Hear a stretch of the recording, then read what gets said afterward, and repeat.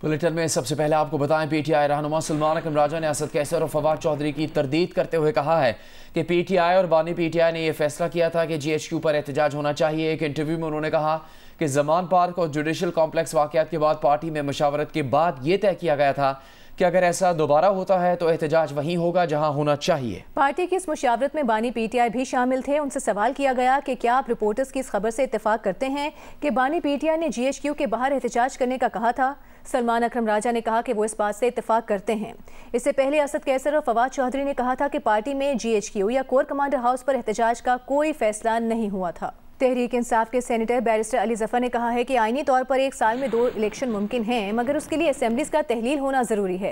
Programme capital talk में गुफ्तगू करते हुए बैरिस्टर अली जफर ने कहा कि वजीर आजम के खिलाफ अदम एतमाद की कामयाबी की सूरत में भी नए इलेक्शन हो सकते हैं, मगर उसके लिए असेंबली में अक्सरियत होना जरूरी है। बोले पीटीआई ने सियासी मैदान खोल दिया जिसमें हम अपनी स्ट्रीट पावर दिखाएंगे और इसके नतीजे में हुकूमत को नए इलेक्शन की तरफ जाना पड़ेगा। रहनुमा जमात इस्लामी फरीद भराचा ने कहा कि इस्लामाबाद में दफा 144 के बावजूद जमात इस्लामी धरना देगी। मुल्क में जहां जहां हमें रोका गया हम धरना देंगे।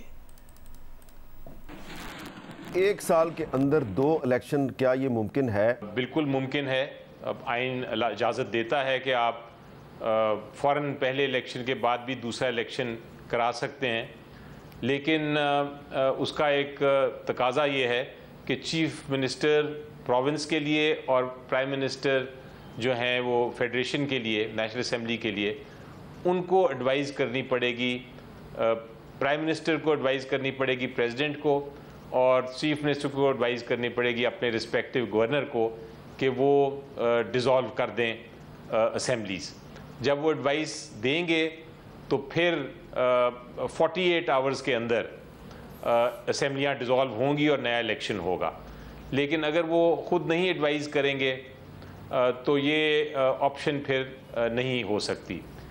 एक और रास्ता है वोट ऑफ नो कॉन्फिडेंस के ज़रिए, लेकिन उसके लिए आपको मेजॉरिटी चाहिए हाउस में। फिर आप वोट ऑफ नो कॉन्फिडेंस ला सकते हैं किसी पर्टिकुलर प्राइम मिनिस्टर या चीफ मिनिस्टर के ख़िलाफ़, और फिर उसके बाद डिज़ोल्व की जा सकती है। अब हमने इसको एक सियासी मैदान भी खोल दिया है जिसमें हम दिखाएंगे अपनी स्ट्रीट पावर।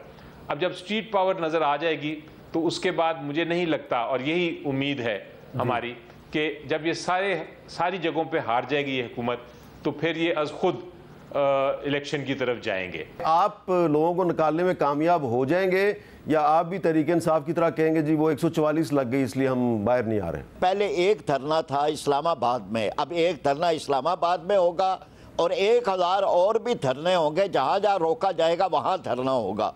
बनू वाक़े पर खैबर पख्तूनख्वा एपेक्स कमेटी के इजलास का मुश्तरका एलामिया जारी कर दिया गया है। एलामे में कहा गया है कि दहशत गर्दी हर सूरत में काबिल मजम्मत है, दहशत गर्दों के खिलाफ कार्रवाई होगी। पुलिस मुसल्लह गिरोह के दफातर के खिलाफ बिला तफरीक कार्रवाई करेगी। बनू वाक़े की जुडिशल इंक्वायरी होगी। एलामे में अस्करी इदारों ने वाज़े किया कि सूबे में कोई ऑपरेशन नहीं हो रहा। पेशावर से दानियाल अजीज़ की रिपोर्ट देखिए।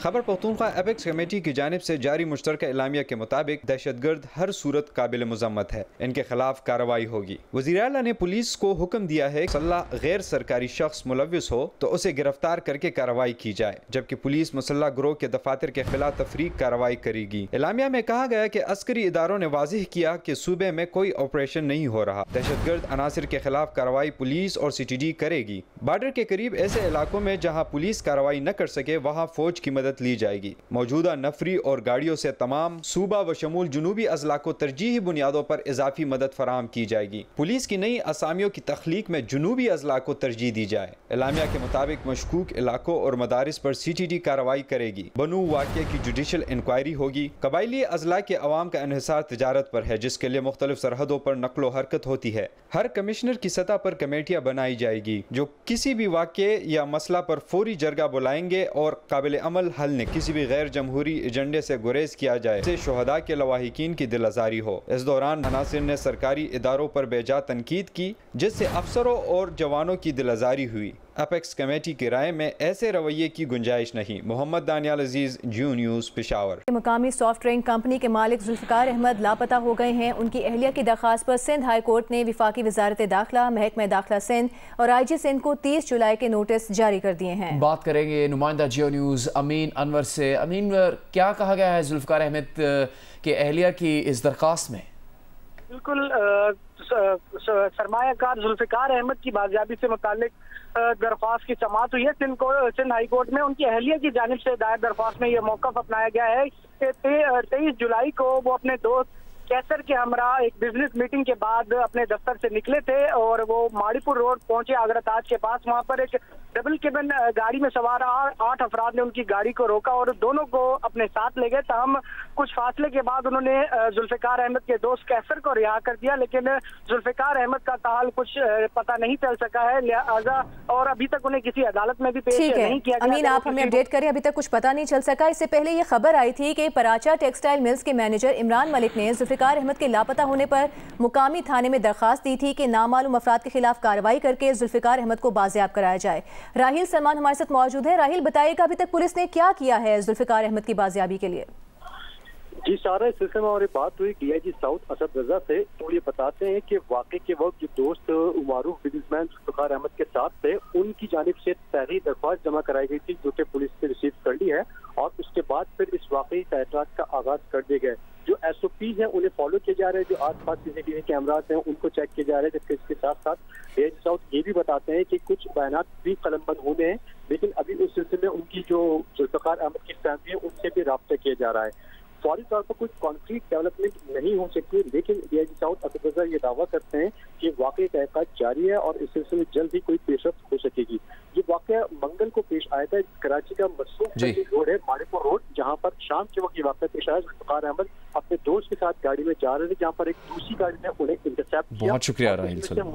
इलेक्शन कमीशन पाकिस्तान ने आज PTI के 39 अरकान कौमी असम्बली का नोटिफिकेशन जारी कर दिया, जिन्होंने अपने कागजात नामजदगी में PTI से वाबस्तगी का सर्टिफिकेट जमा करवाया था। ये सर्टिफिकेट जमा न करवाने वाले 41 आज़ाद अरकान के मामले पर इलेक्शन कमीशन ने सुप्रीम कोर्ट से रुजू कर लिया। अदालत से कहा कि इलेक्शन कमीशन के रिकॉर्ड में PTI का कोई स्ट्रक्चर मौजूद नहीं है। ऐसा भी कोई रिकॉर्ड नहीं है कि बैरिस्टर गौहर चेयरमैन PTI हैं। सुप्रीम कोर्ट इलेक्शन कमीशन की रहनुमाई करे कि इस बात की तस्दीक कौन करेगा कि ये 41 आज़ाद अरकान PTI से वाबस्ता हैं। याद रहे कि सुप्रीम कोर्ट ने मखसूस नशिस्तों के लिए सुन्नी इत्तेहाद काउंसिल की दरखास्त पर 12 जुलाई को PTI के हक में फैसला दिया था। सुप्रीम कोर्ट ने कहा था कि इंतखाबी निशान न मिलने से किसी सियासी जमात का इलेक्शन लड़ने का हक खत्म नहीं हो जाता। तहरीक इंसाफ सियासी जमात थी और है, वही खवातीन और अक़लियती नशिस्तों की हकदार है। रहनुमा PTI सलमान अकरम राजा ने कहा है कि इलेक्शन कमीशन कैसे कह सकता है कि PTI का कोई स्ट्रक्चर नहीं। कमीशन जो भी नोटिस भेजता है उस पर चेयरमैन PTI बैरिस्टर गौहर लिखा होता है। सुप्रीम कोर्ट में इलेक्शन कमीशन की नई दरखास्त से बदनीयती साफ नजर आती है। बानी PTI के आर्मी चीफ के नाम पैगाम पर हुकूमती रद्द-ए-अमल सामने आ गया है। वज़ीर आज़म के सियासी मुशीर राना सनाउल्लाह ने जियो न्यूज़ के प्रोग्राम आज शाहजेब खानजादा के साथ में गुफ्तगू करते हुए कहा है कि उनके बयान की कोई अहमियत नहीं है, इस पर कोई यकीन नहीं करेगा, ये जाल बुन रहे हैं ताकि कोई रास्ता निकल सके। PTI वाले अपनी निजी महफिलों में कहते हैं कि उनकी बात हो गई है, चीफ जस्टिस बदलते ही इलेक्शन की तैयारी करें। देखिए राना सनाउल्लाह का तफसीली इंटरव्यू आज रात 10 बजे प्रोग्राम आज शाहजेब खानजादा के साथ में। आपको बताएंगे बलूचिस्तान के जिला होशाब में सिक्योरिटी फोर्सेस ने ऑपरेशन किया है। ISPR के मुताबिक ऑपरेशन के दौरान सिक्योरिटी फोर्सेस की फायरिंग से दहशतगर्द अली जान हलाक, 2 दहशतगर्द जख्मी हुए हैं। हलाक दहशतगर्द अगवा, टारगेट किलिंग और मुतादिद दहशतगर्दी की कार्रवाइयों में मुलव्वस था। दहशतगर्दों के कब्जे से असलहा, गोला बारूद और धमाकाखेज मवाद बरामद हुआ। वज़ीर आज़म ने दहशतगर्दों के खिलाफ फौज के कामयाब ऑपरेशन की पजीराई की। कहा कि पाकिस्तान को दहशतगर्दी से पाक करने के लिए पूरी कौम अफवाज पाकिस्तान के शाना बशाना है। साबिक अमरीकी सदर डोनाल्ड ट्रंप ने एक इंटरव्यू में कहा है कि इसराइल को फौरी तौर पर गजा जंग खत्म करनी चाहिए। गजा जंग की वजह से दुनिया भर में इसराइल की शोहरत खराब हो रही है। डोनाल्ड ट्रंप ने यरगमालियों की रिहाई का मुतालिबा भी किया। कहा इसराइल की गजा में जंगबंदी और यरगमालियों की फौरी रिहाई होनी चाहिए। इसराइल को अपने अवामी ताल्लुकात को बेहतर तरीके से मुनज़्ज़म करना होगा। अमरीकी मीडिया के मुताबिक ट्रंप की इसराइली वज़ीर आज़म से मुलाकात कल फ्लोरिडा में तय है।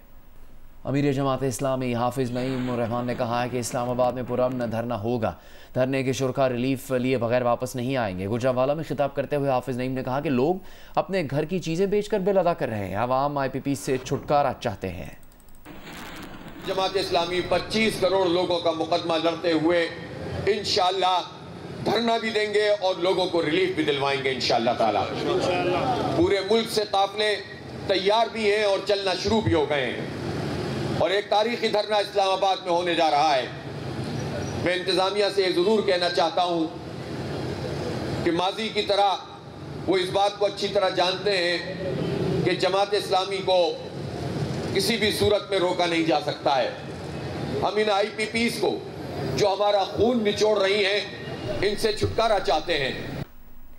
मुत्तहिदा कौमी मूवमेंट के रहनुमा ख्वाजा इसहारुल हसन का कहना है कि जाली डोमिसाइल के खिलाफ जद्दोजहद 2016 से जारी है। ये मसला सिर्फ मुहाजिर कौम का नहीं बल्कि पूरे सिंध का है। सुप्रीम कोर्ट कराची रजिस्ट्री के बाहर मीडिया से गुफ्तगू में ख्वाजा इसहारुल हसन ने कहा कि कश्मीर और लाड़काना में भी जाली डोमिसाइल बनवाकर सिंधी भाइयों के साथ नाइंसाफी की गई। ये मसला सिर्फ और सिर्फ शहरी सिंध का नहीं है, ये मसला सिर्फ मुहाजिर कौम का नहीं है, ये पूरे सूबे की जंग है। जब मैं बात कर रहा हूँ लाड़काना की, कश्मीर की, कंदकोट की, घोटकी की, तो इसका मतलब है वहाँ मेरे रहने वाले सिंधी भाइयों के साथ भी ज्यादती हुई है। ना उन अफसरान के खिलाफ कोई कार्रवाई हुई, आज भी वो अफसरान मुख्तलिफ जगहों पर बराजमान है और उस वक्त की डिविजनल बेंच ने मुजरिमाना गफलत का मुजाहरा करते हुए मेरी इस पिटीशन को बेरहमी के साथ मुस्तरद किया, जिसके खिलाफ आज हम सुप्रीम कोर्ट आए और 3 साल बाद हमारी सुप्रीम कोर्ट में अपील लगी।